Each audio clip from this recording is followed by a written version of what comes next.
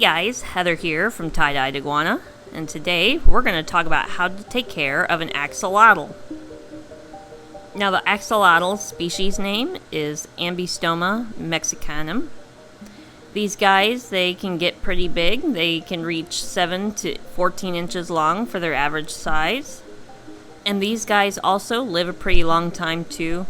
They live about 10 to 15 years, so once you get one, you will have it for quite a while. Now, axolotls originally come from Mexico, and they can now be found in the basin of Mexico. The ones you see in the pet trade, though, they're mostly all captive bred, and so you don't get many wild types anymore. So, for these guys' tank size, they need to be at least 10 gallons. A full-grown adult can happily live in a 10-gallon tank for its whole life. However, when you do get 2 or more axolotls living together, you'll want to increase the size to 20 gallons, or even larger as you start to add more axolotls to the tank. Now, when you house multiple axolotls together, you have to make sure that they are a similar size to each other. If you have a bigger axolotl in with a smaller one, the bigger one could try to eat the smaller one. So you just want to make sure that they're a similar size. And also, make sure you keep lots of different hiding places for your axolotl in the tank, so that it kind of reduces their stress, especially if they're housed together. That way they can hide from each other and they don't get stressed out. Now, for their substrate. These guys are fully aquatic, so you don't need any type of land portion in the tank. As far as the gravel goes at the bottom of the tank, you'll either want to use sand, like we use here, or if you want to use a type of rocky gravel, you want to make sure the pieces of the gravel are larger than what the axolotl can fit in its mouth, because axolotls are known to accidentally scoop up or suck up the gravel, and they can actually die from that. It can impact their digestive system, and it's just not good. So either use sand, or you could use no substrate at all. You can use a bare bottom tank, or just make sure that the gravel pieces are way too large for them to fit in their mouth.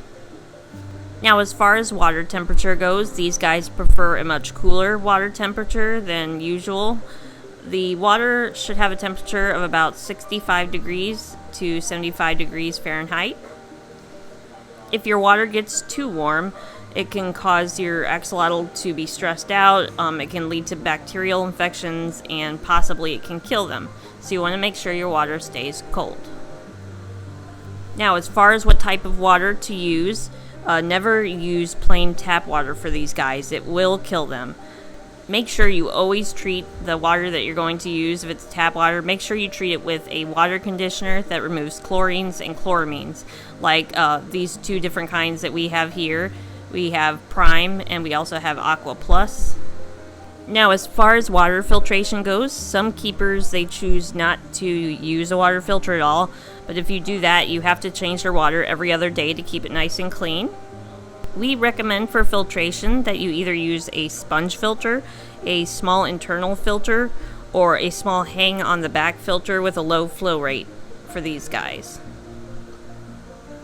Now, if you do have a type of filtration system in your tank, you only have to change about 10 to 20% of the water weekly.